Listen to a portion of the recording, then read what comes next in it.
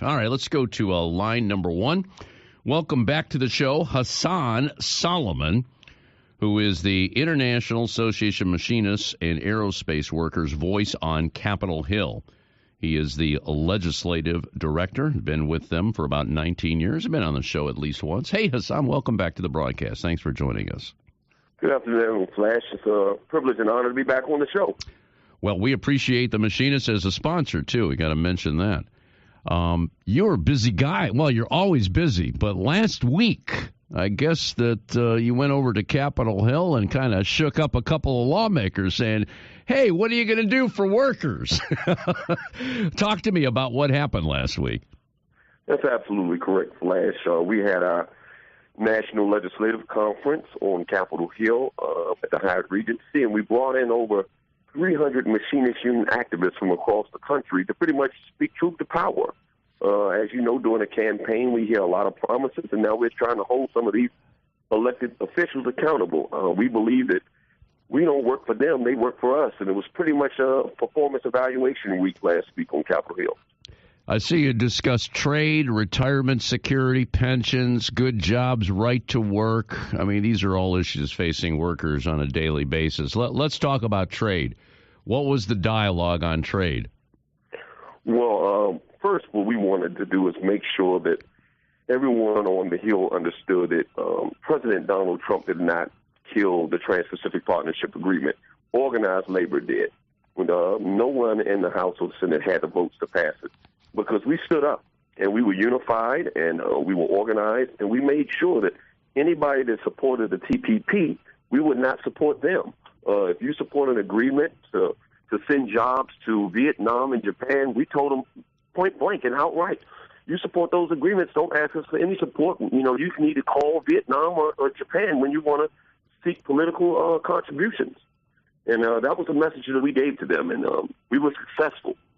Now the main topic is shifting to pretty much renegotiate NAFTA, which we believe is the worst trade agreement in the history of this country, the North American Free Trade Agreement, and we want to make sure it's renegotiated right. We agree with the president that it needs to be renegotiated, but we need to be sitting at the table. If you're not at the table, you're on the menu. We cannot have these multinational corporations sitting at the table negotiating an agreement that we don't believe is going to be in our best interest. So that's what we're pretty much telling the members of Congress. Make sure when you do any of these agreements, you factor in the impact on workers. Get workers at the table when they negotiate. What do you think? Sounds good. That's music to my ears. As far as reaching out, now, you know, both the House and the Senate, as well as the White House, they're all in Republican hands. A few distractions for Mr. Trump going on right now, but which concerns me. You know, when there's distractions like that, they like to screw workers even more. It's like they're doing it underground almost. What are you hearing about, like this national right to work push? 28 states have done it on their own, but what's the latest scuttlebutt? Well, right now, just to be candid, it was introduced by Steve King from Iowa in the House, and also introduced in the Senate. We really do not believe that the GOP and the anti-worker members of Congress have the votes in the Senate to pass a national right to work bill. You correctly stated, we just lost Missouri, Kentucky, and but we had some successes. We were able to defeat right to work in states like New Hampshire and New Mexico. We were fighting it back in Colorado. So we are being able to be successful, but we don't believe at the end of the day this is something that they'll be able to push across the finish line in the Senate, because, as you know, they need 60 votes, and I cannot see 8 Democrats willing to walk that plank and give them national right to work. So you think the battle will remain in the states then? The battle must remain in the states. I mean, in the Senate, there's just no way I can see it getting accomplished. Yeah. Well, I see you met with some pretty high-powered members of Congress. Sherrod Brown, I understand, was part of your meetings, and this was when you were pushing for a Buy American policy. Now, where do we stand with this Buy American policy?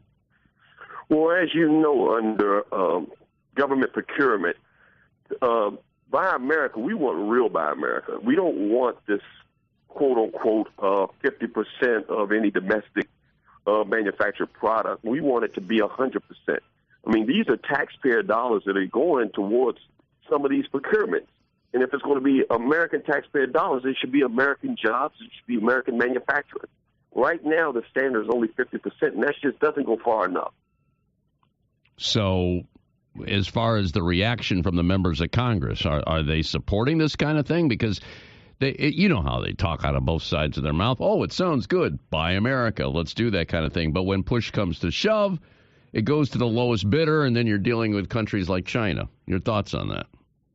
Exactly correct. I mean, when President Trump got in office, he did an executive order, as you may recall, on the Keystone Pipeline. Yeah. And we were all told that they were going to use American steel. And we proudly represent some workers down at AK Steel in Ohio. And as soon as the executive order was signed, we celebrated. We said, okay, this might be some good American jobs to produce this steel. And then we were told, well, no, it won't apply to this agreement. These are the kind of examples where we've been misled. And we believe that any time American dollars are going to be used for any project, it must have domestic manufacturing. And that's the message that Sherrod Brown and the rest of the Senate delegation that came to our conference was preaching. Did you get any Republicans that showed up at your conference last week? No, we did not, but I must full disclosure, we didn't invite any. Oh, you didn't invite any? We didn't invite any. They're not carrying our message. They're pretty much carrying the message of the Chamber of Commerce. And you talked earlier about these distractions. I mean, under Bush, we had to deal with weapons of mass destruction, but under this administration, it's more like weapons of mass distraction. During last week's conference, I mean, we ran in a situation where they passed legislation in the House to do away with overtime. Uh-huh. Yeah, the Worker Flexibility Act, which pretty much abolishes years of overtime. The FLSA was passed in 1938, as you know, and it provides that workers are to get at least time and a half for any hour worked over 40. Mm-hmm. This new bill shifts it to the employer. Instead of getting the overtime, which the workers want, they give you comp time. Right. The only problem here with the comp time is that you can only use it when the employer gives you permission. Right. So you work 50 hours, you got 10 hours of comp time, and you want to use it around Christmas or Thanksgiving to spend time with your family, and the employer can tell you, well, no, you can't use it, and that's a busy season. So we want to keep the status quo. You know, people are working overtime. They're not doing it because they want to. In a lot of cases, they're doing it because they have to. They're doing it to supplement their income. So we want to keep that law in place. But they voted. Majority of Republicans supported, and it passed in the House. And we were pretty much telling the Senate, you cannot change the overtime laws of this country overnight like that. Now, what do you hear in the Senate right now about that? I hear that it's not moving again. The one thing that's saving us is this filibuster rule. The fact that they don't have 60 votes is a good thing for us. Mm-hmm. And we want to keep that rule in place. Boy, Hasan, doesn't it seem like they're trying to roll back everything to, I mean, they want to go back to like the 1900s. They want to go back before labor unions were even had any kind of voice in working issues. You're absolutely correct. I mean, everything that we fought so hard for, the protections on the job security, and even our health care, right, has all be taken away. And we believe that, you know, everyone should have an opportunity. I mean, everyone should have a piece of the pie.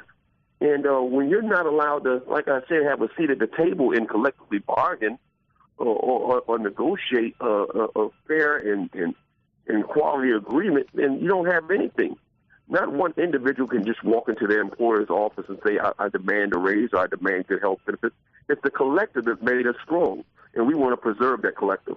Absolutely. Well, we also want to preserve our pensions. I have to take a break. And what I want to do coming up next, your general president, Bob Martinez, spoke last week, and I want to play a clip, and I'd like you to comment on it about the keep our pensions, keep our promises that were made to workers many years ago when they did collective bargaining contracts. They, what they did, they took some of their pay, they put it in the pension. Now, a lot of those pensions are disappearing. Could we talk about that next, Hasan? Sounds good to me. All right, you stay on the line. Hasan Solomon, he's the legislative director for the International Association of Machinists and Aerospace Workers. You can see that video, too, at goiam.org. And their international president, Robert Martinez Jr., was joined by a number of powerful politicians, our very own Sherrod Brown, hundreds of Machinist Union members, the news media, labor allies, to promote the Keep Our Pension Promises Act, or COPPA. Let's listen. This is what Bob said to the members last week. We're the largest airline and aerospace union in the world. Our members also work in transportation, manufacturing, defense, shipbuilding, woodworking, and many other industries. Many of our members set aside their money in multi-employer pensions today so that they can retire comfortably tomorrow. The money isn't a gift from the government, and it isn't because of the company's goodwill as well. That's money that we've earned, our members, working men and women, have earned. That's why they call it an earned benefit. That's why they call it a defined benefit. A defined benefit is something that is defined that you will retire with at the end of your working career. What this anti-cutback law has done is rob working men and women of their defined benefit pension plan, and the Fighting Machinists will stand with you, Senators, every step of the way to ensure that we beat this thing back.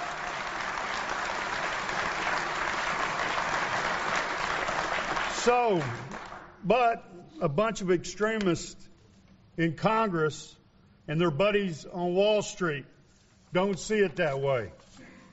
They see their greed as more important than all of our retirements. As one of the last acts of the 113th Congress, those radicals passed a law making it A-OK to cut benefits for current retirees in so-called troubled multi-employer pension plans. That used to be against the law under ERISA. The Machinist Union and the allies we're here with today did everything that we could to stop it in the 113th. Those congressmen should be ashamed of themselves for what they did to our retirees and those that are going to retire. They voted to give themselves the right to use our retirement as their own personal slush fund.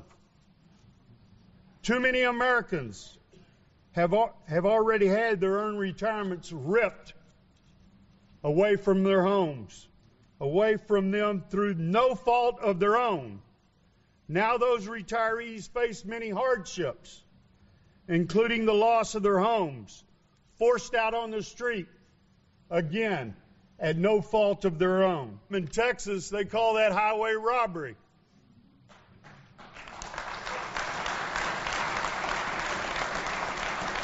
But Senators Sanders, Baldwin, Franken, and Congresswoman Capter and the co-sponsors of the Keep Our Pension Promises Act have a solution, and it's pretty simple. Number one, to restore retirement security for millions of Americans by, again, making it illegal to still earn retirement benefits for our current retirees.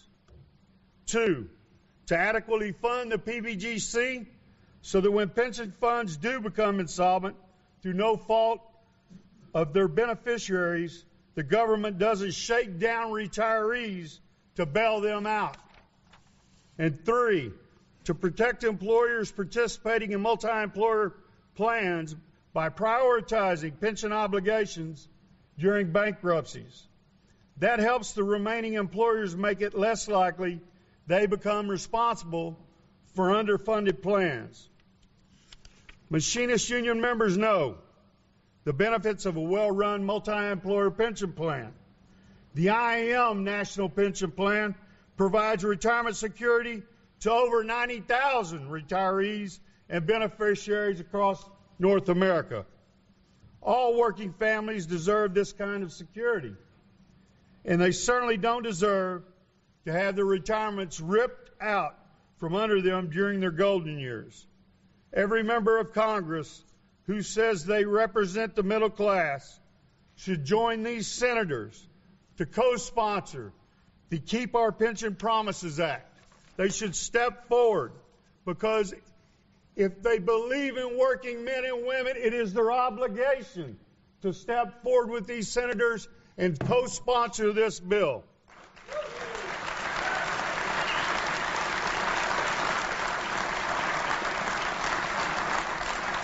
And if the President of the United States really supports working men and women like he says he does, he should put COPA on the fast track to his desk and sign it into law as soon as it gets there.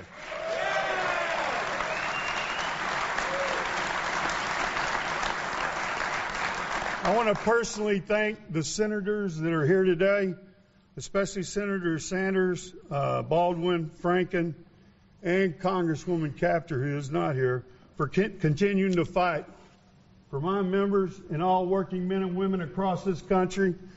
Let's tell the rest of this town to get on board. Let's save the retirement for retirees in the United States of America.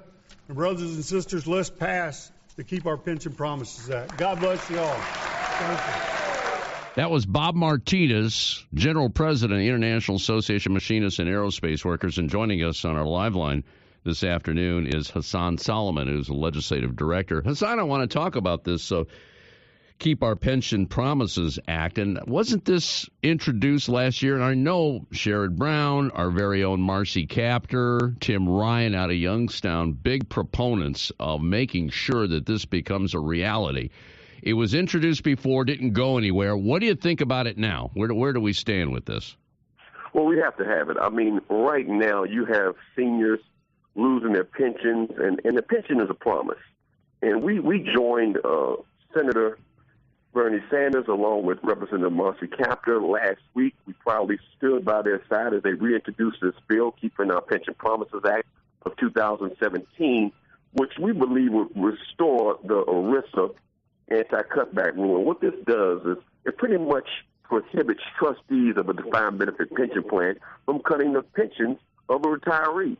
Now, we understand that before you're retired, there has to be some adjustments to these pensions, and the law allows for you to do that. But after a bill was passed in 2014, the Multi-Employer Pension Reform Act, MEPRA, it allows these trustees to cut a pension up to 7% of that benefit, and that's just unconscionable.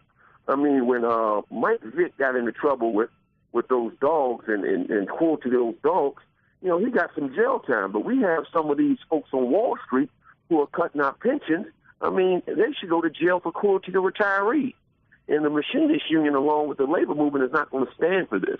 I mean, a lot of our members work 20 and 30 years on hard, back-breaking jobs. And for them to retire and get a letter in the mail that their pension is going to be cut 70%, that's just unconscionable. I mean, where are they going to make that money up? Are they going to be agreed at Walmart or Kmart? I mean, it's just not going to happen. No. I mean, a lot of these retirees have health issues. A lot of them face age discrimination. And who wants to go back to work at 75, 80 years old? It's something that we're not going to stand for, and we're standing with Sherrod Brown and Senator Sanders to make sure that we restore the anti-cutback rule. Now, this legislation, is this just for multi-employer plans or pensions in general? No, you're correct, Flash. It's just for multi-employer pension plans. You have about 10 million beneficiaries of these multi-employer pension plans. You have a single employer where this does not apply to a single employer pension plan. This law does not apply at all. Mm-hmm. And again, this was because Congress, what was it? I remember that was like in December of 2014. Yep, spending bill in the middle of the night. Middle of the night. Anytime it's something done behind closed doors, it's pretty much not good for workers. Right. You know, somebody's going to get screwed, and unfortunately for us, it was us. And they slipped this language into the bill, spending bills. Either you pass a spending bill or you don't pass it and you shut down the federal government. So we were put in a tough spot there. No one wants to see the federal government shut down, so that language got passed. And retirees got screwed. Yep. So Congress screwed it up. Well, Congress can now fix it. Let's hope they do that. Any thoughts on support for this right now? Well, it was just introduced last week, so, I mean, we spent pretty much the entire legislative conference on Capitol Hill urging members in both the House and Senate to sign on, and hopefully we can count on their support. Because, as you know, seniors, retirees do vote. Well, they certainly do. I think there will be a lot of voters in November of 2018. Oh, boy, it could be a big shift in this country. Well, Hasan, thank you so much for what you do. The Machinists, they're a powerful force, and I know your pension fund is doing pretty well. I remember talking to Tommy Buffenbarger about it, who's now enjoying the fruits of his labor. And he's still continuing as a independent labor voice on this show. So we appreciate what you do. We're talking 700,000 active and retired members. GoIAM.org is a website. You keep up the fight, my brother, okay? Will do, and thanks for the support, Flash. You got it.